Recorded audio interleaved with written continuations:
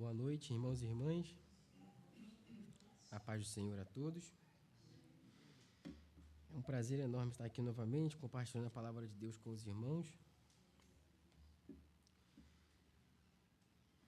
Depois de uma semana corrida, conturbada, mas com a graça de Deus estamos aqui. Eu creio que o Senhor tem algo a nos dizer essa noite, através de sua palavra, assim como Ele tem feito aqui constantemente. Peço que você abra a palavra de Deus, então, no Evangelho de João, primeiro capítulo.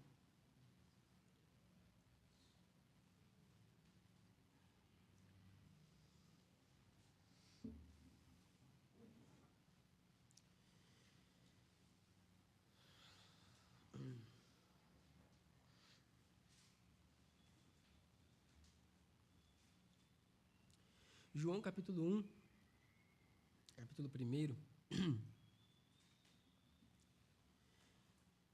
Imagine uma história em que tudo pareça completamente perdido, né? Eu sei que você já viu algum filme, ou leu um livro, ou ouviu alguma história, onde chega um determinado momento da história em que o vilão triunfa, né?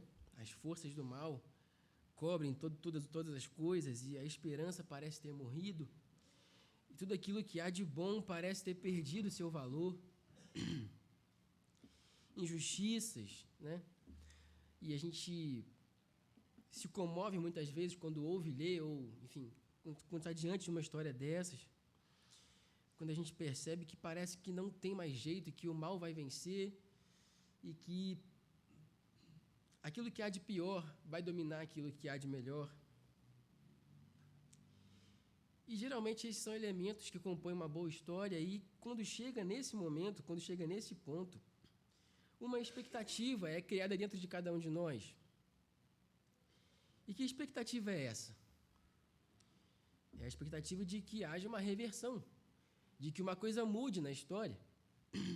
Nós esperamos que algo aconteça, que algo de grandioso geralmente aconteça, para que as coisas voltem ao lugar, para que tudo volte à sua ordem estabelecida. Nós esperamos por um ponto de luz que brilhe, reacendendo a chama da esperança de que o bem irá triunfar. A gente fica ali naquela expectativa, né, de que o super-herói vai aparecer na última hora e de que vai acontecer alguma coisa que vai colaborar para o final da história ser feliz. E nesse momento surge uma reviravolta gloriosa. Algo que traz a redenção, a restauração, onde até então só havia tragédia. Tolkien, um dos meus autores favoritos, no seu livro Árvore e Folha, é um livro menos conhecido dele, onde ele vai falar sobre a importância de adultos lerem livros de fantasia. Quem é que escreve um livro assim, né? Enfim, ele escreveu. E ele chama essa experiência, essa expectativa e esse acontecimento dentro da história, em que a história muda completamente, ele chama isso de eucatástrofe. A palavra eucatástrofe, ela é cunhada por ele, e ela vem desse prefixo eu, que significa bom, uma coisa boa, né? Assim como eucaristia, ou eutanásia, né? Que é boa morte. Então, esse prefixo eu, com o prefixo, com a palavra catástrofe, que quer dizer justamente isso, é uma reviravolta, uma mudança súbita. Assim, a eucatástrofe para Tolkien se refere a essa boa catástrofe, a essa mudança inesperada que muda completamente o rumo da história, que traz a alegria e a esperança de volta, mesmo num cenário completamente trágico. E eu conheço uma excelente história, que não começa com era uma vez, mas que começa com no princípio criou Deus os céus e a terra. A história de um Deus perfeito que, através de sua palavra, criou um mundo perfeito em cada um de seus detalhes, criou os passarinhos, as flores, os frutos, as montanhas, os mares, criou tudo perfeito, tudo lindo. E Deus, esse Deus maravilhoso, coloca nesse mundo dois seres dotados de inteligência, feitos à imagem e semelhança do Criador, para desfrutarem de sua presença e viverem em comunhão com Ele eternamente. Mas aqueles dois seres, um homem e uma mulher, sucumbiram ao mal. E com isso, o mundo perfeito de Deus foi maculado pelo pecado. E assim a história seguiu, e embora muitos homens e mulheres tenham sido chamados pelo próprio Deus, pelo próprio Criador, para que eles fossem capazes de seguir o rumo da história, de dar à história o rumo que o Criador desejava. Mesmo assim, nenhum desses homens, nenhuma dessas mulheres foram capazes de vencer o mal terrível que assolava a humanidade, chamado pecado, e sua fiel escudeira, a morte. E assim, essa história carecia de uma catástrofe, de uma mudança abrupta, de algo que trouxesse de volta a ordem que havia sido estabelecida no começo. E é sobre isso que vamos falar hoje. Hoje vamos falar sobre a maior catástrofe da história da humanidade. O momento onde Deus intervém de maneira absoluta sobre as trevas desse mundo, nos enviando a verdadeira luz que, vinda ao mundo, ilumina toda a humanidade.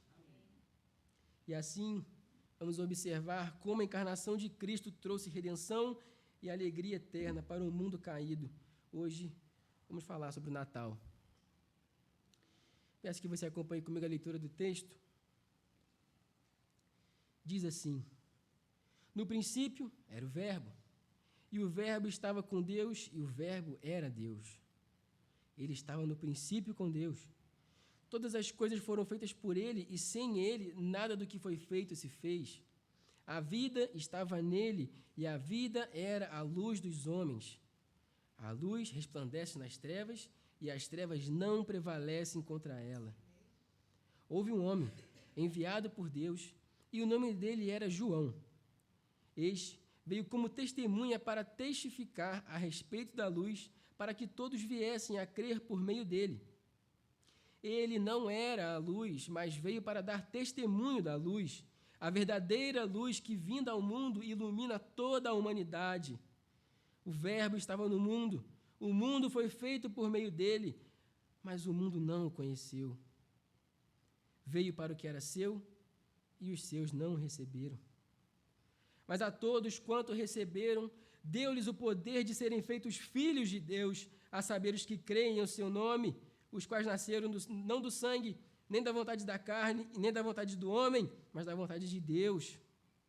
E o Verbo se fez carne, habitou entre nós, cheio de graça e de verdade, e vimos a sua glória, glória como do unigênito do Pai. Amém. Só até aí. Vamos orar? Senhor, te damos graças pela tua palavra. Obrigado, Senhor, porque a tua palavra por si só já nos edifica e já é capaz, Senhor, de transformar nossas vidas. Te louvamos, Senhor, porque a tua palavra ela é viva e ela fala conosco, meu Deus, mesmo depois de tanto tempo de ter sido escrita, ainda hoje ela fala nos nossos corações. Te louvamos, Senhor, porque a tua palavra não depende, meu Deus, de instrumentos ou de coisas periféricas, mas ela mesma, Senhor, nos instrui no caminho que devemos andar.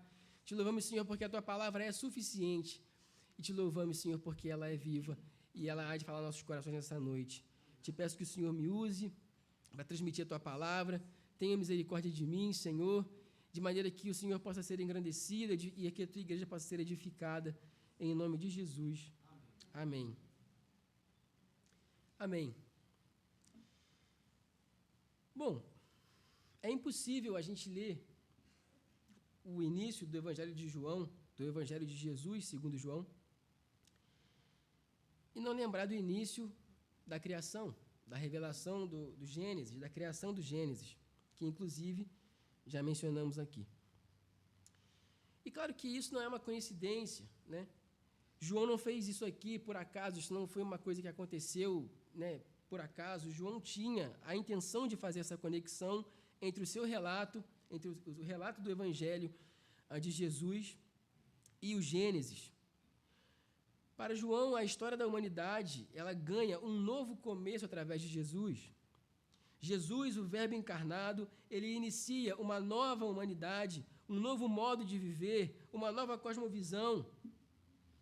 Logo, a escolha de João de iniciar o seu relato dessa forma, iniciando como se inicia o Gênesis, é proposital. E esses poucos versículos iniciais, acredite em mim, já seriam suficientes para a gente ficar aqui o resto das nossas vidas debatendo sobre o tanto que eles possuem de conteúdo e o tanto que eles falam para nós, aos nossos corações. Eu tive muita dificuldade de preparar essa mensagem, principalmente por isso. Foi muito difícil sair de cada um desses versículos. Então, eu conto com a graça de Deus aqui para me ajudar, porque não foi fácil. Porque a gente quer falar tudo, mas não dá para falar tudo. Então, se os irmãos tiverem alguma inspiração e depois quiserem compartilhar comigo, vai ser ótimo poder conversar com você. Mas só para a gente poder ter uma noção e para a gente contextualizar aqui, de acordo com a nossa intenção e com aquilo que o texto diz. Quando olhamos para o Gênesis, logo no começo, vamos observar que o que havia antes da criação? Havia o caos, havia trevas, né? Trevas sobre a face do abismo. E a primeira coisa que Deus cria, através da sua palavra, é a luz.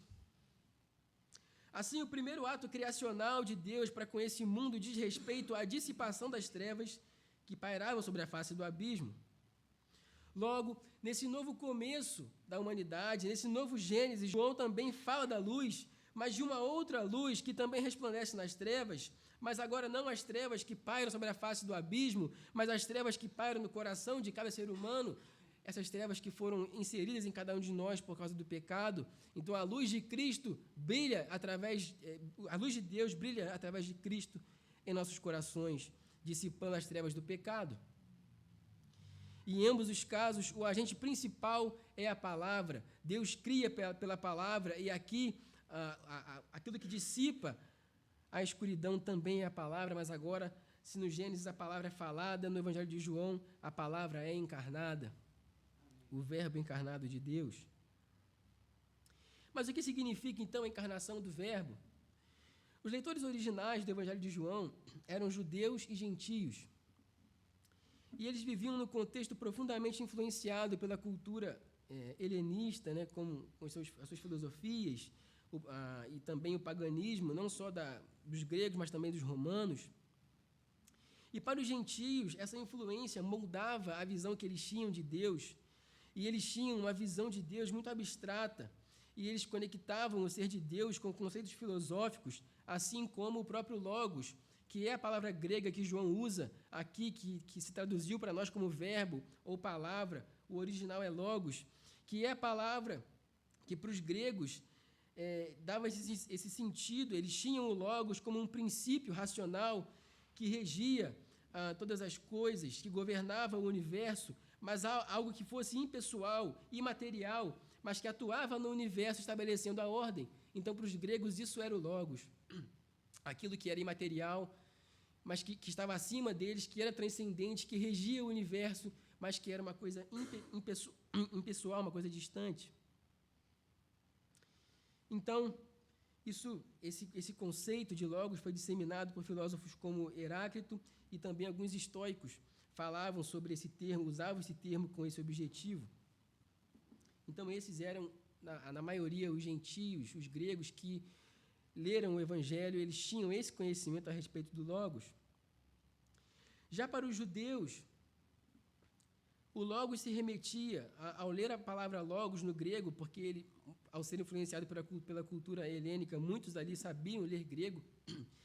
Quando eles liam essa palavra, o Logos, os judeus, no mesmo instante, eles associavam isso à palavra de Deus, ao ato de criação de Deus, assim como no Gênesis. Então, ciente disso, de que esse conhecimento do Logos estava tanto nos gentios quanto nos judeus, que eles tinham essa percepção a respeito da palavra, então João, ele usa isso, ele usa a palavra Logos de maneira que, desde o início, ele pudesse comunicar o propósito central do seu Evangelho. E qual é o propósito central do Evangelho de João?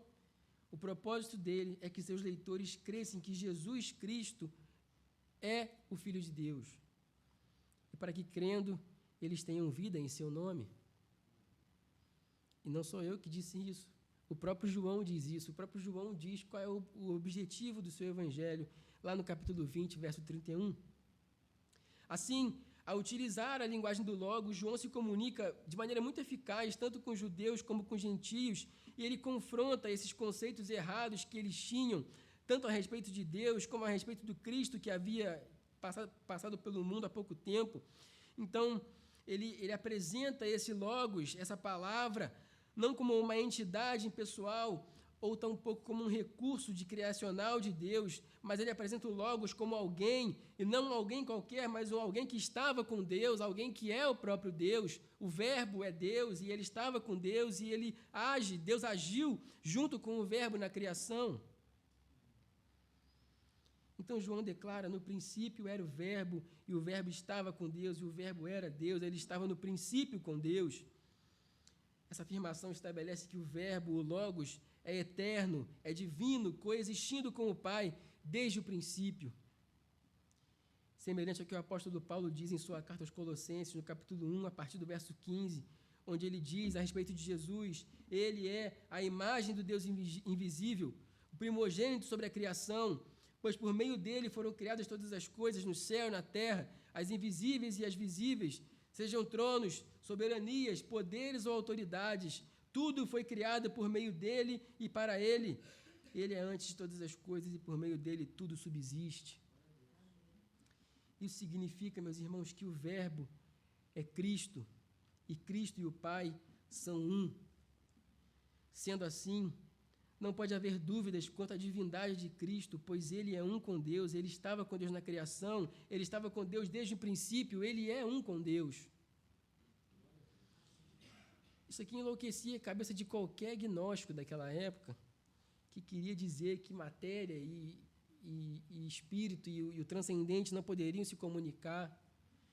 E João está aqui dizendo, não só se comunica como a matéria encarnou, como o imaterial encarnou na pessoa de Cristo. Deus habitou no meio do seu povo. E além disso, Cristo também é descrito como fonte de vida e luz, é o que ele vai dizer aí no verso 4 e também no verso 5. A vida estava nele e a vida era a luz dos homens. A luz resplandece nas trevas e as trevas não prevalecem contra ela. Então aqui João ecoa mais uma vez Gênesis, rememorando a narrativa ali cheia de vida da criação, mas aqui ele vai além, ele aponta para a redenção.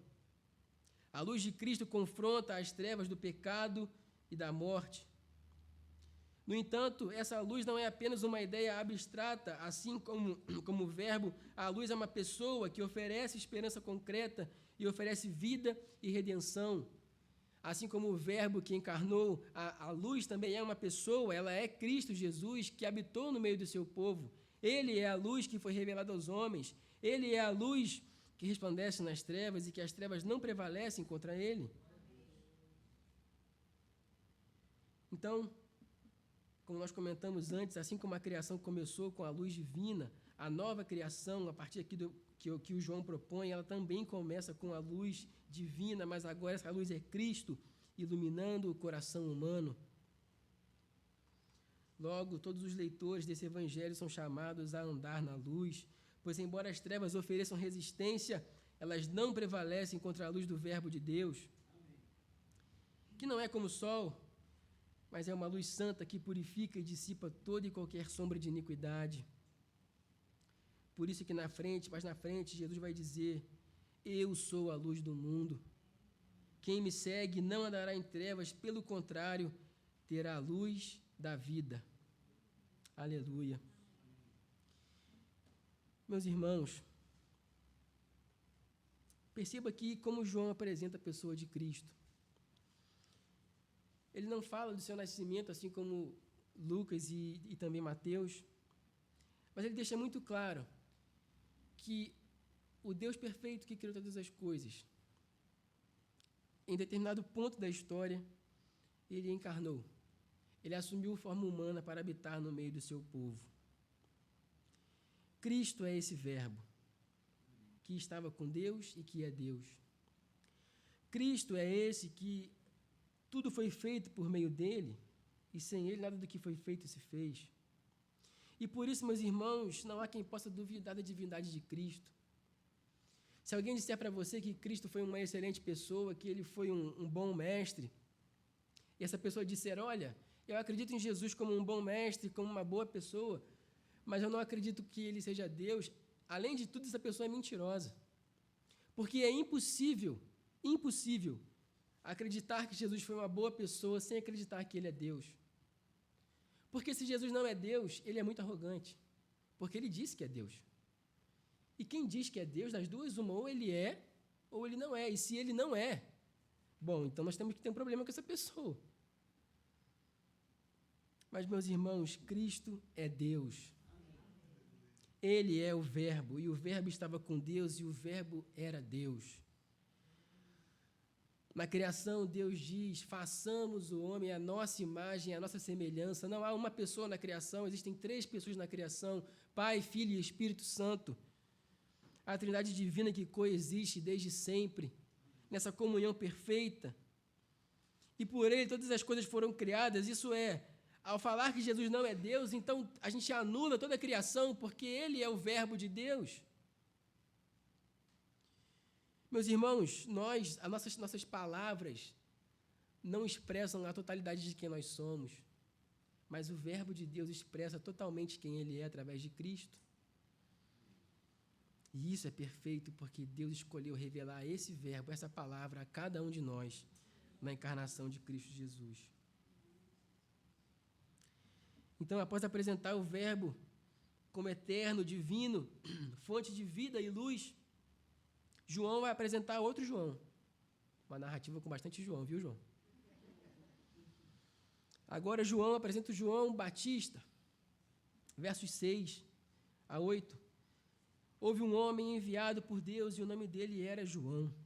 Esse veio como testemunha para testificar a respeito da luz, para que todos viessem a crer por meio dele. Ele não era a luz, mas veio para dar testemunho da luz.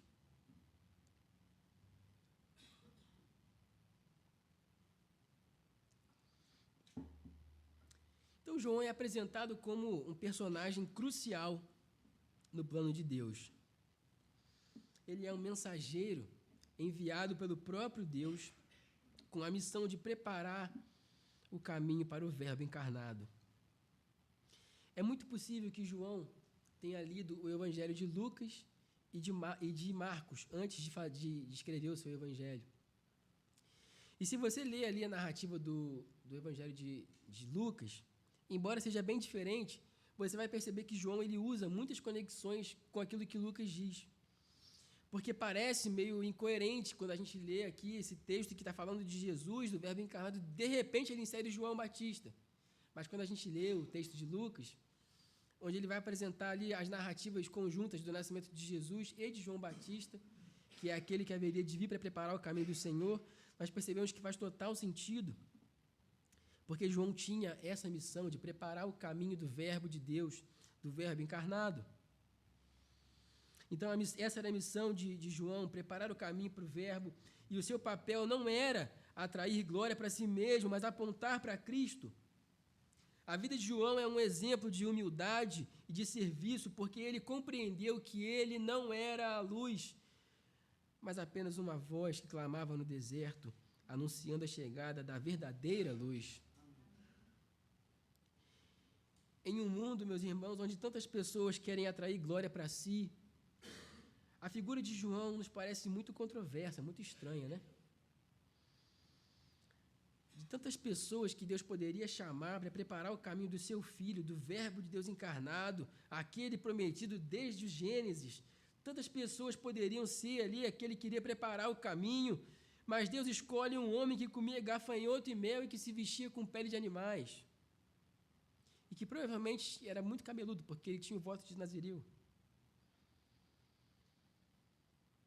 Mas, meus irmãos, o plano de Deus não era atrair glória para João. E nem o plano de João era atrair glória para ele. O plano de ambos era a glória de Deus. Amém.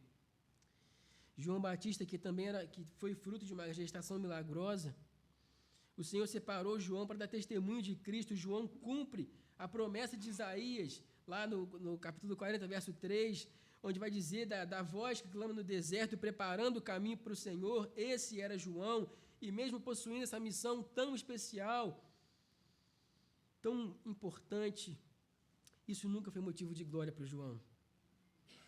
E no decorrer do texto, você pode ler, né, da narrativa de João, você pode ler que ele sempre tira o foco de si mesmo. Ele diz, eu não sou o Cristo, eu não sou a luz. Ele aponta para Jesus e diz, ele é o Cordeiro de Deus que tira o pecado do mundo.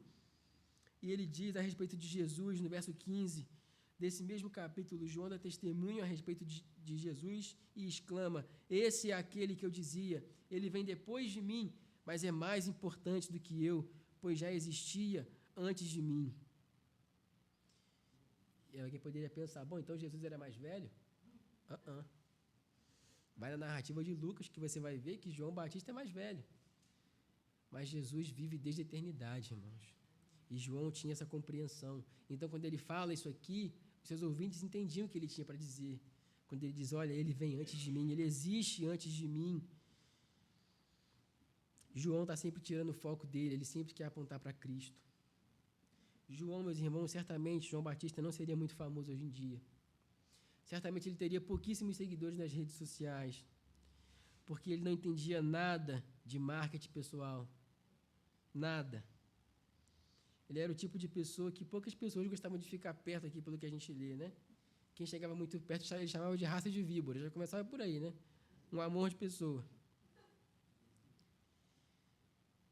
Então, é possível que João não tivesse muitos seguidores nas redes sociais hoje, mas eu tenho certeza que essa não seria uma preocupação para ele, desde que Cristo estivesse atraindo muitos seguidores. Então, João vem para dar testemunho da luz, para testemunhar da luz. Mas o que acontece, meus irmãos, com essa luz? Verso 9, a verdadeira luz que vinda ao mundo ilumina toda a humanidade. O Verbo estava no mundo. O mundo foi feito por meio dele. Mas o que acontece? Mas o mundo não o conheceu.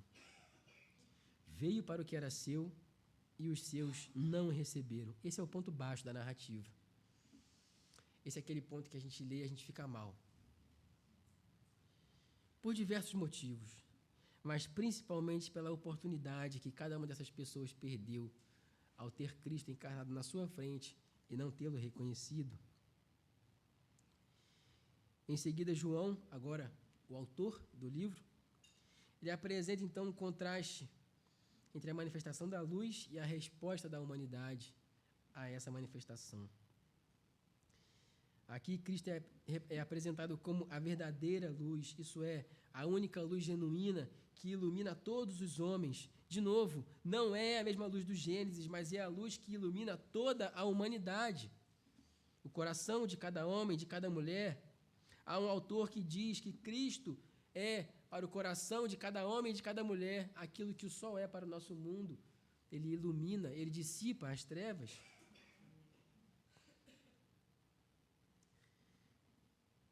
A sua vinda ao mundo revela a glória e a bondade de Deus, mas também expõe a profunda cegueira espiritual que o pecado causou na raça humana.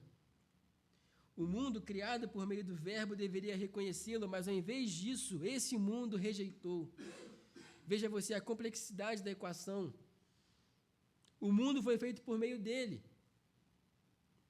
Ele veio para o mundo como um ato de graça, para o mundo que ele criou.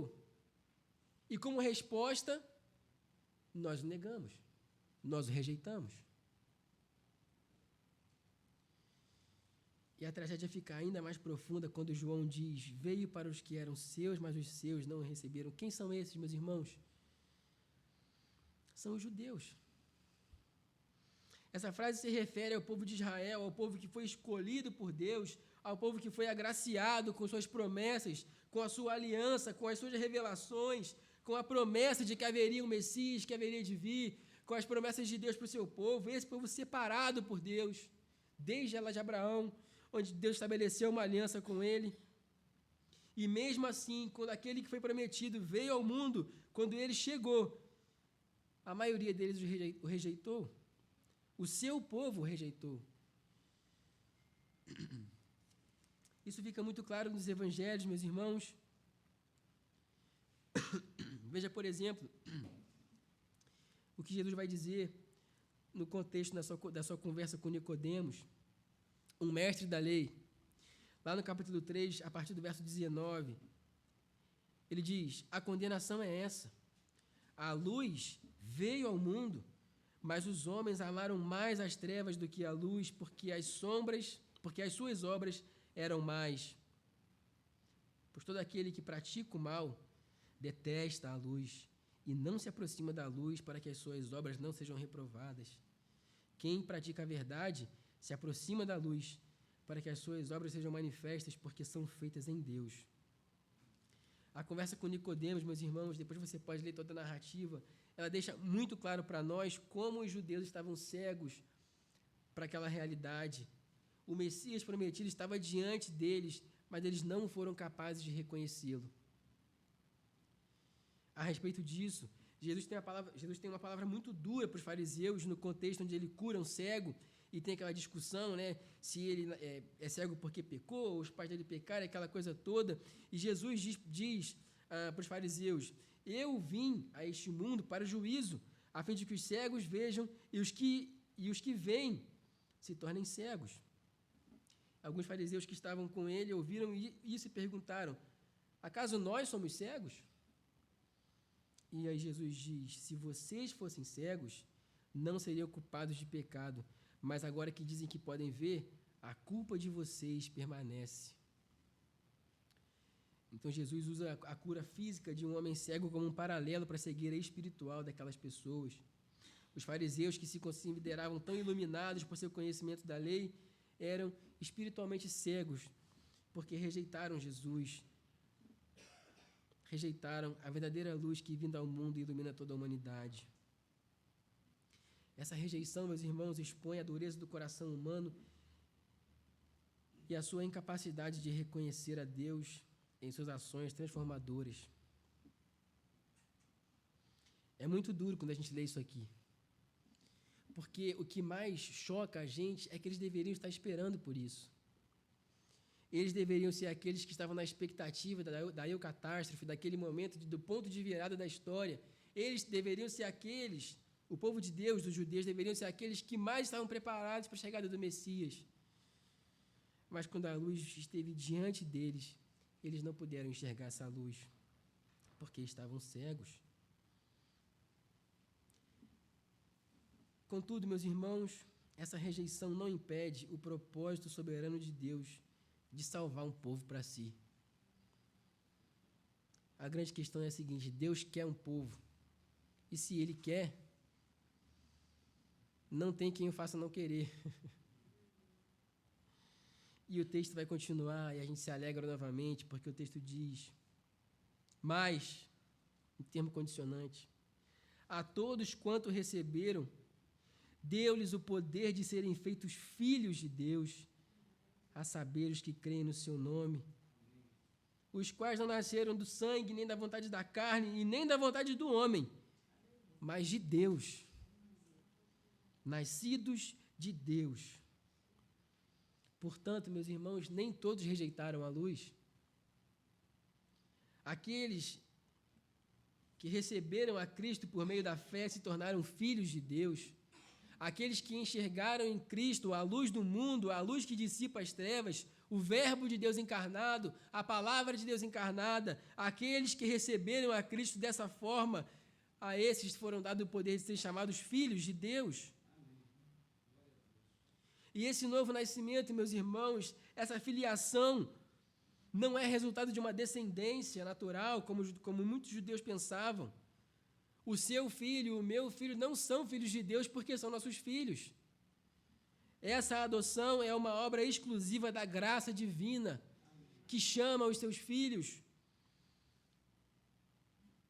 E o Evangelho de João deixa isso muito claro para a gente, que não é por obras, que não é por merecimento, que não é porque você nasceu judeu, que não é porque você nasceu fazendo parte de um povo teoricamente escolhido, mas é pela graça. Quando você avança um pouquinho, a gente tem a narrativa no capítulo 4. Deixa eu só confirmar aqui. É no capítulo 4 mesmo. Jesus com a mulher samaritana. Aquela que teoricamente deveria ser a menos provável de receber alguma coisa da parte de Deus. Aos olhos de um judeu, claro. E, meus irmãos, ele foi a primeira pessoa para quem ele disse: eu sou o Messias. Porque ela viu nele a luz do mundo, o Verbo de Deus encarnado, aquele que haveria de vir, a luz que, revelada aos homens, dissipa toda a escuridão.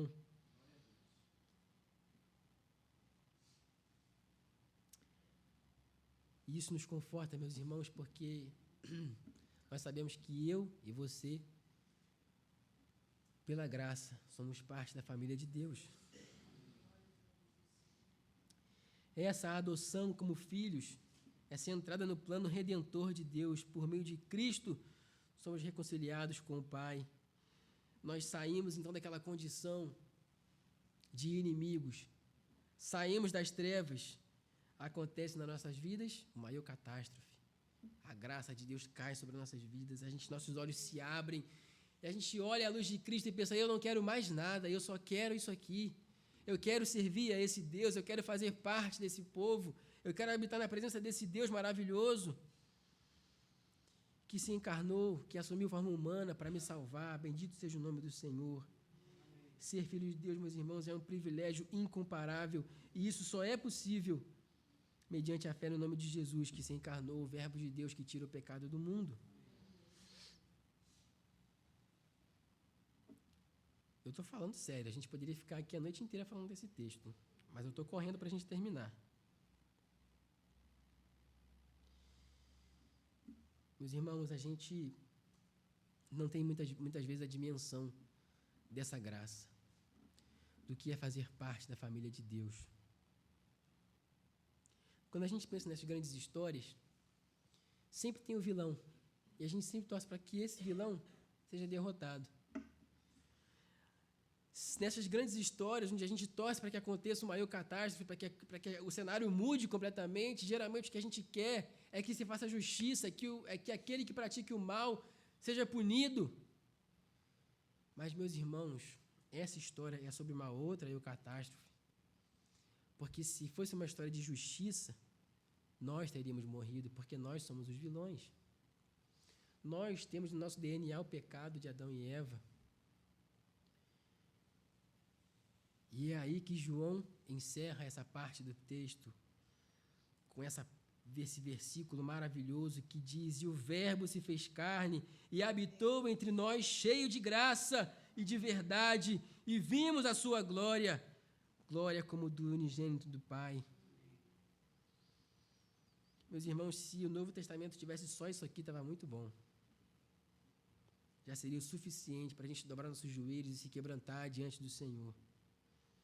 Desse Verbo que se fez carne, habitou entre nós, cheio de graça e de verdade.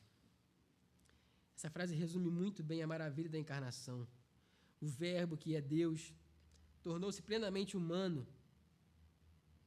Mas isso não significa que ele deixou de ser Deus, mas que ele assumiu a natureza humana para se identificar conosco. 100% homem, 100% Deus.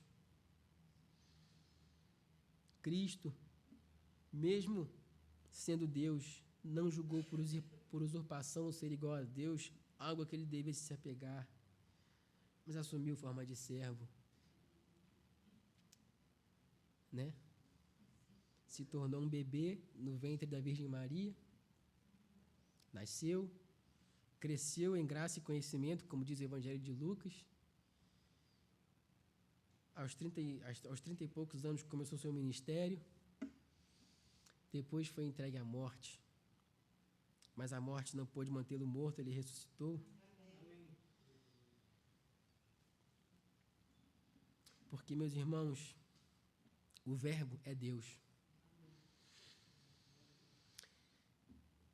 Lá em João, no mesmo Evangelho, no capítulo 6, verso 51, ele diz: eu sou o pão vivo que desceu do céu.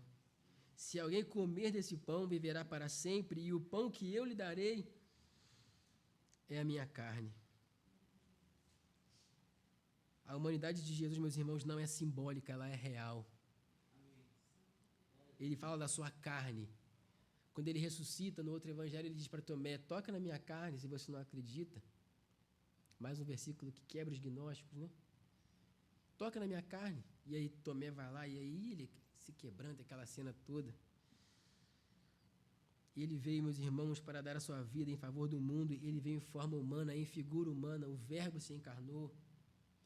No capítulo 11, verso 33 a 35, lá na morte, naquele episódio da morte de Lázaro, o texto vai dizer que Jesus, vendo as irmãs de Lázaro chorando, e também algumas pessoas que acompanhavam ali, os acompanhavam, diz o texto que Jesus se agitou em espírito e ele também chorou. A encarnação, meus irmãos, do Verbo não inclui somente, não inclui apenas o aspecto físico, mas também as emoções humanas. Jesus sentiu emoções. Ele experimentou a dor e o sofrimento. Ele se identificou conosco totalmente, irmãos. Isso para a gente parece uma coisa simples, mas a gente está falando do Verbo de Deus, aquele que existe desde o princípio, que se reduziu em forma humana para sentir o nosso sofrimento, para padecer de nossas dores, para chorar com os que choram, se alegrar com os que cantam. Ele habitou entre nós. A palavra habitou aqui do texto, no sentido dela, o sentido do grego, é a palavra tabernáculo. Ele tabernaculou conosco, e isso remete à presença de Deus no tabernáculo. Lá no Antigo Testamento, você pode ver Êxodo, capítulo 25, versos 8 e 9. Então, Cristo tabernaculou no meio do seu povo, isto é, agora o próprio Deus encarnado, ele habita no meio do seu povo. Não é mais um templo, não é mais um ritual religioso, o próprio Deus habita no meio do seu povo, Cristo entre nós, em figura humana. No capítulo 2, verso 19, 21 desse mesmo evangelho, Jesus vai dizer: destruam esse templo e em 3 dias eu levantarei. E aí o texto vai dizer que ele se referia ao templo do seu corpo.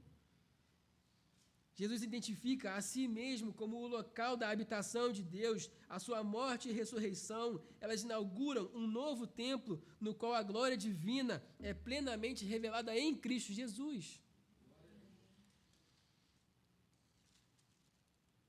No capítulo 14, verso 23, Jesus vai dizer: se alguém me ama, guardará a minha palavra, o meu Pai o amará, e viveremos.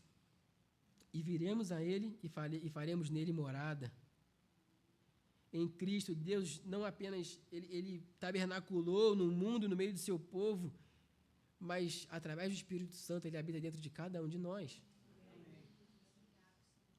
Porque após a sua encarnação, após a sua elevação aos céus, ele falou: olha, fica tranquilo, vocês não vão ficar sozinhos. Eu vou enviar um outro, o Consolador, o Espírito Santo, e ele vai habitar dentro de cada um de vocês. Portanto, meus irmãos, o Cristo encarnado deixou para nós morada em cada um de nossos corações. Ele faz morada em cada um de nós. Então veja você, o Verbo encarnado mora dentro de você, através do Espírito Santo. Você merece isso, meu irmão? Para e pensa. Não precisa nem pensar na sua semana, não. Pensa no seu dia de hoje. Você merece essa graça? É por isso que se chama graça, meus irmãos. Cristo habita no meio do seu povo, ele tabernaculou no meio do seu povo e ele habita dentro de cada um de nós. E essa encarnação, meus irmãos, foi cheia de graça e de verdade. Ele não veio habitar em nosso meio com juízo, com castigo que nós merecíamos. Mas não, ele encarna na plenitude da graça de Deus e ele revela a sua bondade suprema, restaurando a comunhão perdida no Gênesis. Ele habitou entre nós cheio de graça e de verdade. Ele não veio, meus irmãos, com juízo. Assim como ele virá na sua segunda vinda, ele veio cheio de graça para resgatar o povo que era seu, para que aqueles que fossem dele o reconhecessem como a luz do mundo. Então, esses 2 atributos são inseparáveis e eles apontam para o caráter divino de Cristo, cheio de graça e cheio de verdade. No capítulo 8, verso 31 e 32, Jesus vai dizer: se vocês permanecerem na minha palavra, verdadeiramente serão meus discípulos e conhecerão a verdade, e a verdade vos libertará. Jesus revela a verdade que liberta o ser humano do pecado e da escravidão espiritual. Ele é a verdade. Ele é a verdade. João, no capítulo 8, versos 10 e 11, quando ele se encontra ali com a mulher adúltera e ele a perdoa e ele diz: eu não te condeno, vá e não peques mais. A graça de Jesus, ela é manifesta. E isso fica muito claro em versículos como esse, onde muitos queriam apedrejar aquela mulher, e Jesus diz: olha, quem não tem pecado que atire a primeira pedra. E ninguém teve coragem de atirar, porque todos pecaram, e Jesus diz: eu também não te condeno. Assim, meus irmãos, Cristo Jesus nos chamou e não nos condenou por nossos pecados, mas nos ofereceu uma nova vida e disse para cada um de nós: vai, não peque mais, porque quando ele encarnou, ele veio cheio de graça e de verdade. Ele não compromete a verdade, mas ele oferece misericórdia e graça transformadora para o coração do pecador arrependido. E João também diz: e vimos a sua glória. João estava presente ali no momento onde houve a transfiguração de Jesus naquele monte. E aqui é só especulação, mas eu penso que ele deve ter se lembrado desse momento, quando ele escreve essa parte, onde ele diz: vimos a sua glória, quando ele estava ali no monte da transfiguração, e ele vê a glória de Deus refletida em Cristo, na sua face, naquela experiência transformadora. E ele diz: nós vimos a sua glória. E essa glória que também se manifestou através de seus milagres, de seus feitos maravilhosos, e principalmente na sua ressurreição, na sua vitória sobre a morte. No capítulo 2, nós temos o primeiro relato, o primeiro milagre de Jesus, que foi transformar a água em vinho naquele casamento lá em Caná da Galileia. E ali ele começa a revelar a sua glória para os seus discípulos, mostrando que ele detém o poder sobre tudo e sobre todos. E desde o início do seu ministério, então, ele revela a sua glória através dos seus atos milagrosos. E o maior ato de todos, meus irmãos, quando a morte não foi capaz de mantê-lo morto, ele ressuscita ao terceiro dia, ele aparece para os seus discípulos, agora não mais faltando alguma coisa, mas com a sua obra completa. E lá no capítulo 17, verso 24, Jesus vai dizer assim, na sua oração: Pai, quero que onde eu estou, também eles estejam comigo, aqueles que me deste. Para quê, meus irmãos? Para que vejam a minha glória. Jesus anseia que seus seguidores participem com ele plenamente na glória celestial. Algo que somente os filhos de Deus vão poder experimentar. Contemplar a glória de Deus na eternidade, face a face com Cristo Jesus. A glória como do unigênito do Pai. A expressão unigênito enfatiza a singularidade de Cristo como Filho eterno de Deus. Ele é único em sua essência e em sua missão. Ele não foi criado, não é uma criação. Ele é Deus de Deus, luz da luz, Deus verdadeiro de Deus verdadeiro, um com o Pai. E lá no capítulo 3, verso 16, o verso talvez mais conhecido da Bíblia: porque Deus amou o mundo de tal maneira que deu seu Filho unigênito, para que todo aquele que nele crê não pereça, mas tenha vida eterna. Unigênito, como o Supremo, o Filho Supremo, presente em Deus desde a eternidade, oferecendo vida eterna para aqueles que creem, oferecendo filiação a todo aquele que crê, oferecendo a sua filiação a todo aquele que crê.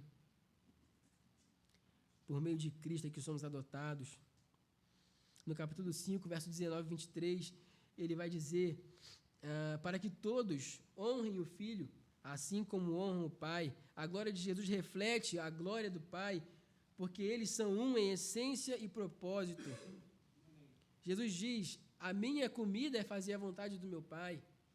O que importa para Jesus é fazer a vontade do seu Pai, porque Ele e o Pai são um. Por isso, o texto de Filipenses 2 vai dizer que Ele foi submisso, que Ele se entregou e que Ele obedeceu à ordem do Pai até a morte, e morte de cruz. E quem é que pode obedecer isso? Quem é que pode se sujeitar a isso, senão o próprio Deus? E o seu Filho, que possuem um mesmo propósito, porque Ele e o Pai são um. E um dia, meus irmãos, você e eu iremos testemunhar dessa glória.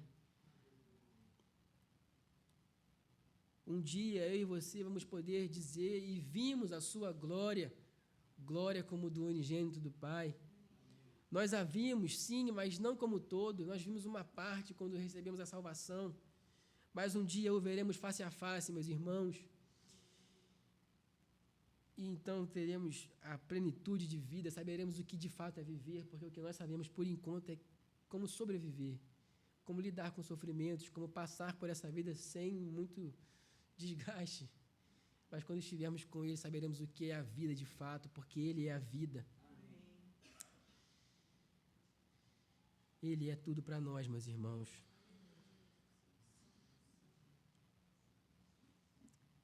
Então, imagine uma história em que tudo parece estar perdido. Eu sei que você já viu um filme, leu um livro ou ouviu alguma história onde, em dado momento, o mal triunfou e a esperança parecia ter morrido e tudo aquilo que há de bom parece ter perdido seu valor. Irmãos, quantas vezes essa não parece ser a história que nós estamos vivendo nesse mundo, tão corrompido pelo pecado? Nós estamos tão distantes, meus irmãos, de ser aquilo que Cristo nos chamou para ser.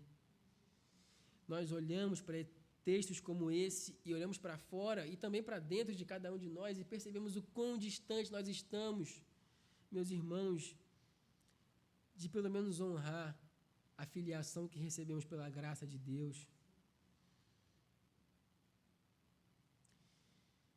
E parece que esse mundo mau é o mundo que vivemos.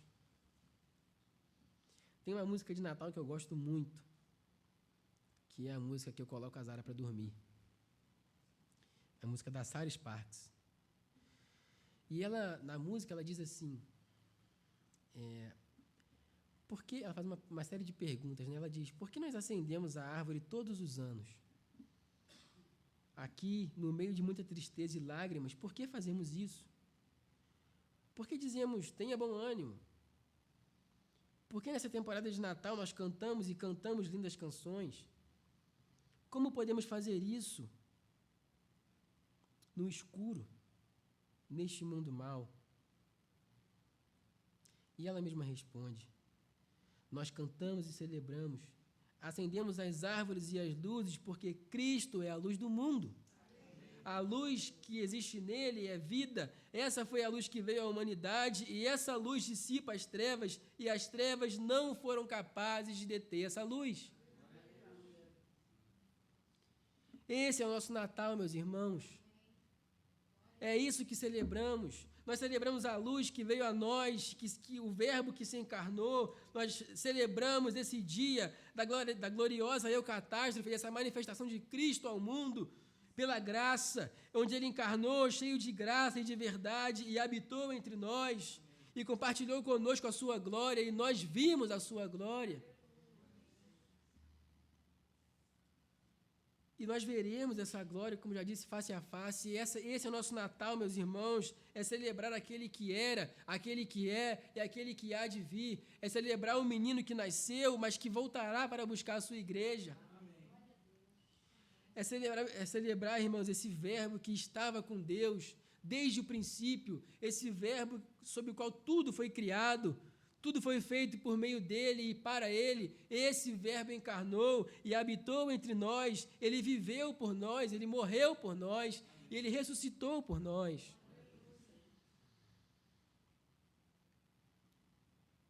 Portanto, meus irmãos, se isso não é o seu Natal, pare imediatamente de comemorar o Natal.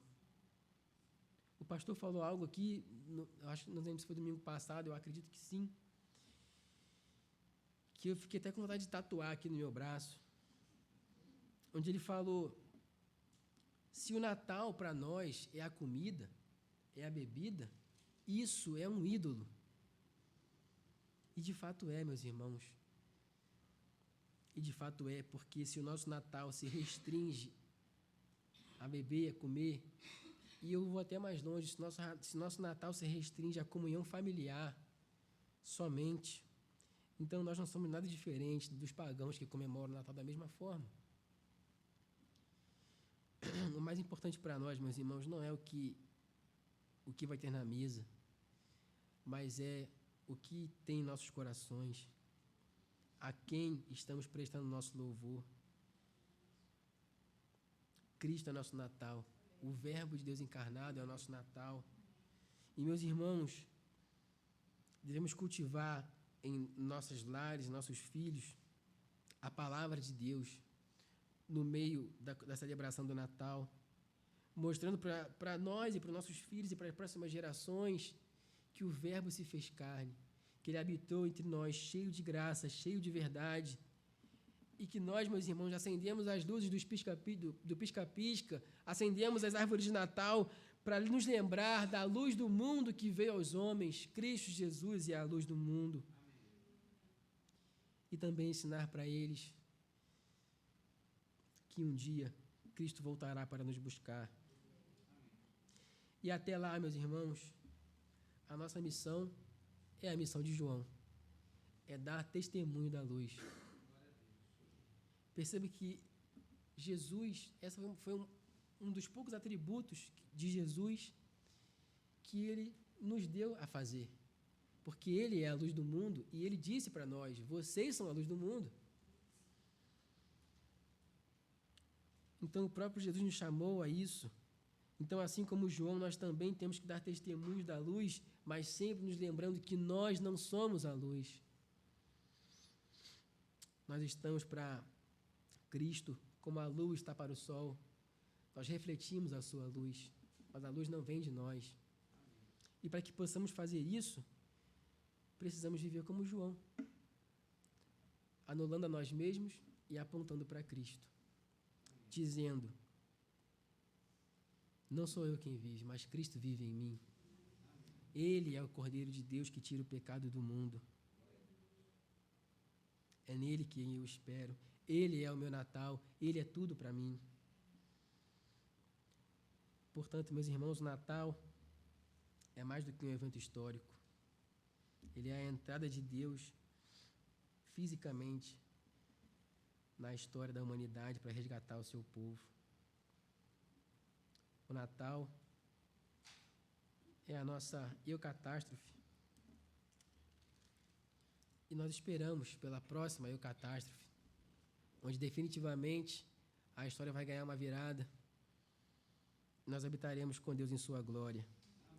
O Verbo que se fez carne e habitou entre nós, trouxe a luz às trevas e abriu o caminho para a comunhão com o Pai. Então, que possamos viver à luz dessa graça, aguardando com esperança o retorno do Rei, assim como João Batista, sendo testemunhas da luz, proclamando Cristo como Senhor e Salvador de nossas vidas. Amém, irmãos? Amém. Esse é o nosso Natal. Vamos orar?